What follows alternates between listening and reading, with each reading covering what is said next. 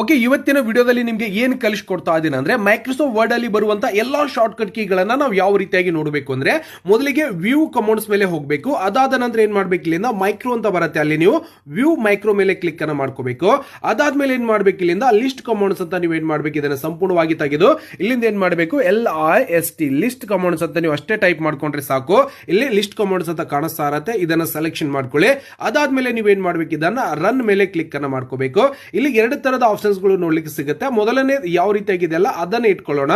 Okay, ನಾನು ಈಗೇನ್ ಮಾಡ್ತಾ ಇದ್ದೀನಿ, ಓಕೆ ಮೇಲೆ ಕ್ಲಿಕ್ ಅನ್ನು ಮಾಡ್ಕೋತಾ ಇದ್ದೀನಿ. ಮೈಕ್ರೋಸಾಫ್ಟ್ ಗೆ ಸಂಬಂಧಪಟ್ಟಿರುವಂತ ಆಲ್ ಶಾರ್ಟ್ ಕಟ್ ಕೀಗಳು ಕೂಡ ನಿಮ್ಗೆ ಇಲ್ಲಿ ನೋಡ್ಲಿಕ್ಕೆ ಸಿಗ್ತಾ ಇರುತ್ತೆ. ನೋಡಬಹುದು ಎಲ್ಲ ತರದ ಎಷ್ಟು A to Z shortcut ಕೀಗಳು ಕೂಡ ನಿಮ್ಗೆ ಇಲ್ಲಿ ಮೈಕ್ರೋಸಾಫ್ಟ್ ವರ್ಡ್ ಗೆ ಸಂಬಂಧಪಟ್ಟಿರುವಂತ ಎಲ್ಲಾ ಶಾರ್ಟ್ ಕಟ್ ಕೀಗಳು ಟೋಟಲ್ 11 ಪೇಜಿನ ಒಂದು ಶಾರ್ಟ್ ಕಟ್ ಕೀಗಳು ಕೂಡ ಸಂಪೂರ್ಣವಾಗಿ ಬಂದಿರುತ್ತೆ. ಇದನ್ನ ನೀವು ಪ್ರಿಂಟ್ ತೆಗೆದು ಉಪಯೋಗಿಸ್ಕೋಬಹುದು. ಧನ್ಯವಾದಗಳು.